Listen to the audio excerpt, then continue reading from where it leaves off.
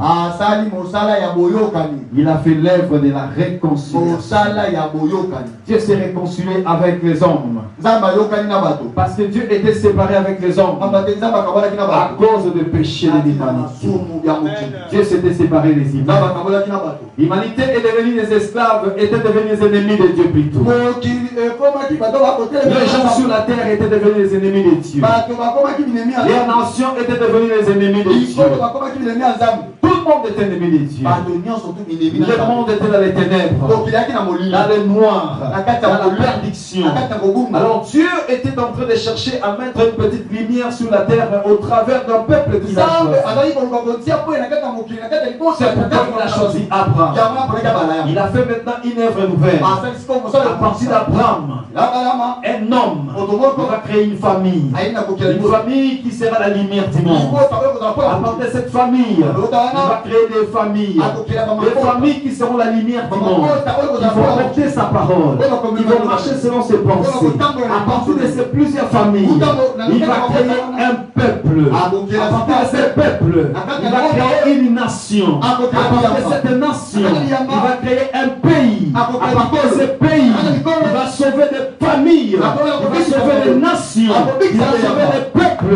Il va sauver des tribus. Et que toute la terre soit sauvée par lui. Alléluia. C'est ainsi que lorsque Jésus venait, lorsque Jésus mourait sur la croix, il faisait pour nous l'œuvre de la réconciliation.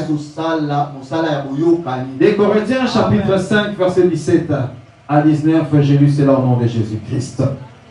La Bible dit, si quelqu'un est en Christ, il est une nouvelle créature. Les choses anciennes sont passées. Voici, toutes choses sont devenues nouvelles. Et tout cela vient de Dieu, qui nous a réconciliés avec lui par Christ. Et qui nous a donné le ministère de la réconciliation. Car Dieu était en Christ, réconciliant le monde avec lui-même, n'imputant point aux hommes leurs offenses. Et il a mis en nous la parole de la réconciliation. Alléluia. Voyez, il y avait une limite. Quelqu'un te fait du mal, pardonne-les. Pardonne. Pardonne. Et ne condamne pas. Ne juge pas, afin que vous ne soyez pas jugés. Il nous a dit, ne jugez pas, afin que vous ne soyez pas jugés. Tout cela, c'est l'œuvre du ministère de la réconciliation.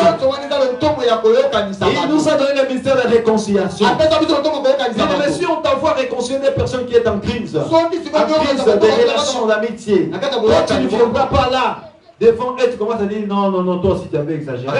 Ce que tu avais fait, c'est mauvais. Mais si l'autre écoute, c'est que vous êtes sous réconciliateur, vous avez c'est que vous côté la caille.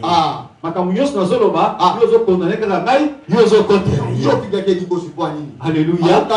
Ça ne se fait pas comme ça. Dans le processus de la réconciliation, le réconciliateur, il ne condamne personne. Il comprend les gens. Dieu te comprend. Et il essaie de t'aider. Même quand tu tombes, Dieu vient seulement pour te comprendre et essayer de t'aider. Même quand tu as commis les choses horribles, Dieu vient seulement pour te comprendre et essayer de t'aider. C'est à toi de te laisser aider par Dieu. Et tu vivras les grandes choses. Laisse-toi aider par Dieu. Dis à ton prochain, quels que soient tes problèmes, même si c'est toi qui étais fautif, mais laisse-toi aider par Dieu. Dieu est capable de changer des situations horribles à des situations de gloire. Ta réputation qui a été bannie, bafouée, Dieu est capable de changer ta réputation, que ça devienne une réputation de gloire. Tes relations qui ont été détruites, Dieu est capable de les restaurer encore. Il n'est pas là pour te condamné. Parce que tu n'es plus son ennemi. Pour qu'il vienne te conduire dans l'enfer qui est un seul. Dieu séparé avec les humains.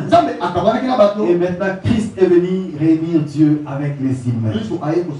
À cause de l'œuvre de la croix de Jésus, tu n'es plus un ennemi de Dieu. Dieu ne te regarde plus comme un ennemi. Il ne te regarde plus comme quelqu'un à battre, à détruire, à massacrer, à livrer. Et il ne se donne pas, il ne vient pas auprès de toi pour te condamner.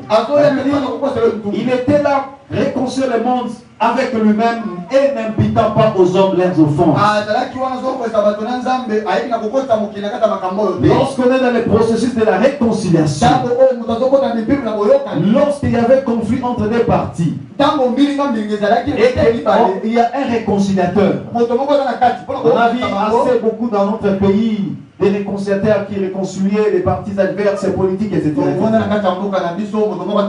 Lorsqu'on est dans ce processus, on fournit un effort pour oublier les défauts, les offenses, les invitations de tout ce que l'autre avait fait du mal. Et on arrive à pardonner. Parce que l'un et l'autre, nous avons besoin l'un de l'autre. On fournit un effort. Quand deux personnes mariées, ils se mettent en conflit. Quand ils se mettent en conflit, ça peut prendre un temps. Les conflits commencent à s'aggraver. Ça commence à devenir de plus en plus grand. Ils commencent à s'injurier. Ils commencent à se donner des coups. Ils commencent à se dire des paroles horribles. Ils commencent à se blesser le cœur. Ils commencent à dire c'est fini. Et ils mettent fin à leur relation.